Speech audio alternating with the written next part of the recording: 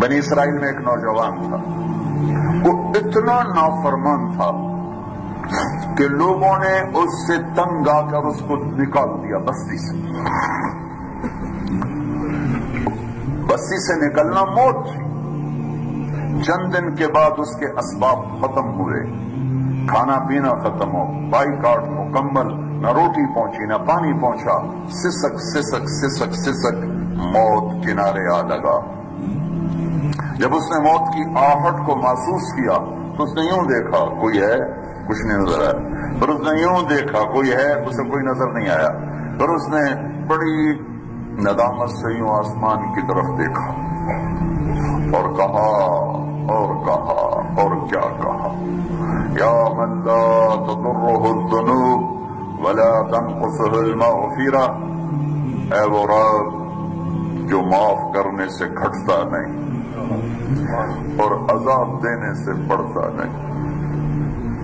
میں نے ساری زندگی تیری نافرمانی کی، مجھے سب نے چھوڑ دیا ہے، میری بے بسی پہ رحم فرما، میری آمد ہے، تو نہ مجھے چھوڑ کہ تیرے نیک بندوں سے میں نے یہ سنا ہوا ہے تو بڑا مہربان ہے، مجھے نہ چھوڑ۔ یہ کہتے کہتے وہ مر گیا۔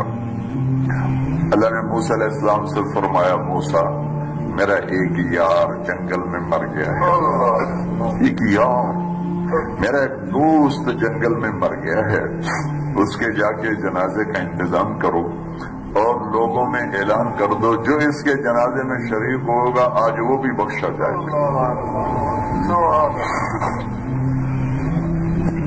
لوگ بھاگے، آگے دیکھا تو وہ بدماش، لوگ کہنے کے موسیٰ کیا کہہ رہے ہو، یہ اللہ کا ولی ہے، یہ وہی ہے جسے ہم نے دھکے دے کے نکالا، یہ وہ ہے، یہ کہاں سے اللہ کا دوست اور ولی بن گیا، یہ کہاں سے یہ مرتبہ پا گیا۔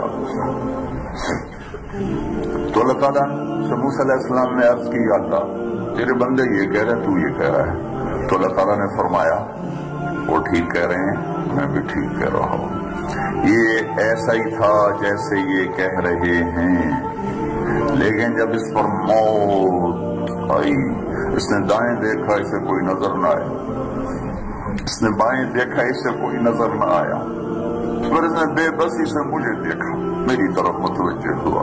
موسیٰ دیکھو، موت کے وقت کی توبہ قبول نہیں ہوتی، موت کے وقت کی توبہ قبول نہیں ہوتی، پر اللہ جو چاہے کر دے۔ کہنے کے موسیٰ جب اس نے بے بسی سے مجھے دیکھا تو میری غیرت نے گوارا نہ کیا، جسے سب چھوڑ دے میں بھی چھوڑ دوں، میری عزت کی قسم موسیٰ اگر اس وقت یہ پوری دنیا کی مجھ سے بخشش مانگتا جس کے آنسوؤں کے طفیل میں پوری دنیا کو معاف کر دیتا۔ قارون جیسا مجرم زمین میں دھنس رہا تھا اور موسیٰ علیہ السلام کی منتیں کر رہا تھا، معاف کر دے معاف کر دے، اور موسیٰ علیہ السلام کہہ رہے تھے اور پکڑو، معاف کر دے، کہتے اور پکڑو۔ جب وہ سارا زمین میں دھنس گیا تو موسیٰ علیہ السلام سے اللہ تعالیٰ نے فرمایا، موسیٰ بڑا مضبوط تھا تیرا دل، اتنی منتیں سن کر بھی تو نہ مانا، میری عزت کی قسم ایک دفعہ میری منت کرتا میں باہر نکال دیتا، تم پکارو تو صحیح، میں نہ آؤں تو پھر گلا دینا، میرے بنو تو صحیح، میرے بنو تو صحیح۔ حضرت عمر کے زمانے میں ایک کویا گایا کرتا تھا، روٹی بناتا تھا، آواز بڑھاپا آ گیا، آواز ختم ہو گئی، لوگوں نے سننا چھوڑ دیا، روٹی بند ہو گئی، تو جنت البقیع قبرستان میں بیٹھا اللہ سے کہہ رہا، یا اللہ آواز دی تو روٹی بھی ملتی تھی، آواز گئی تو روٹی بھی گئی، تو مہربان ہے، ایک میرے فاقے پہ رحم فرما، میرے رزق کا بندوبست فرما۔ حضرت عمر رضی اللہ تعالیٰ عنہ مسجد میں سوئے ہوئے تھے، تو ان کو خواب میں آواز آئی، میرا ایک بندہ بقیع میں مجھے پکار رہا ہے، اس کی مدد کو پہنچو اے عمر۔ عمر رضی اللہ تعالیٰ عنہ ایسا اٹھے خوف زدہ، ना सर पे टोपी, ना पगड़ी, ना पाँव में जूता, दौड़ लगाई जन्नतुल बकी की तरफ। तो वो बड़े मियाँ एक झाड़ी के पीछे बैठा अल्लाह से बातें कर रहा था। जब वो तेजी से अंदर दाखिल हुए तो कदमों की आहट, उसने पीछे मुड़ कर देखा तो उमर, उसने कहा आ गया उमर घोड़ा लेकर पिटाई करने। वो भागा उठ गया तो उमर ने फरमाया रुको, मैं खुद नहीं आया, भेजा गया हूँ। तो वो कहने लगा किसने भेजा है? कहा वही जिससे बातें कर रहे थे उसने भेजा। तो उसकी एक चीख निकली और बैठ गया। कहने लगा मेरे रब, सारी जिंदगी तुझे भुलाया, याद किया तो पेट की वजह से किया। या अल्लाह, और तूने उस पर भी लब्बैक कहा, ऐ अल्लाह मुझे माफ कर। और उसकी चीख निकली और जान निकल गई। उमर रज़ी अल्लाह तआला अन्हु ने खुद उसका जनाजा पढ़ाया और कब्र में उतारा। मेरा एक शागिर्द है कराची में, उसकी मस्जिद के साथ बराबर एक औरत लड़कियां सप्लाई करती थी। गलीज तरीन कौन, गंदा तरीन धंधा। उस शागिर्द ने मेरे बयान की केसट उसके बेटे को दी कि भाई ये सुन लो। पहले दोस्ती लगाई, फिर केसट दी। वो घर में सुन रहा है, उसकी माँ आते जाते उसके कानों में आवाज पड़ रही, वो भी आके बैठ गई, सुनती रही। कहने की दोबारा लगाओ, सारी सुन। फिर कहने एक दफा और लगाओ, फिर सारी सुन। फिर कहने लगी ये किसकी है? उसने कहा मुझे भी नहीं पता किसकी है, मुझे तो मौलवी साहब ने दी है। उसने बेटे का हाथ पकड़ा, मस्जिद के दरवाजे पर आ गई। लोग तरावी पढ़ के निकल रहे थे। बुला लिया बच्चे को, इमाम को बुलाया, कहिए ये केसट आपने दी है, कौन है ये? कहा मेरे उस्ताद है तारिक जमील साहब। वो कहने की उन्होंने तौबा की बड़ी अच्छी बात की है, क्या मेरी तौबा कबूल हो सकती? क्या काम करती थी वो, मैं दोबारा जुबान पे लाते हुए शर्मा रहा हूं, क्या मेरी तौबा कबूल हो सकती? कहा जी, वो कह रहे हैं अल्लाह कह रहा है तो कबूल है।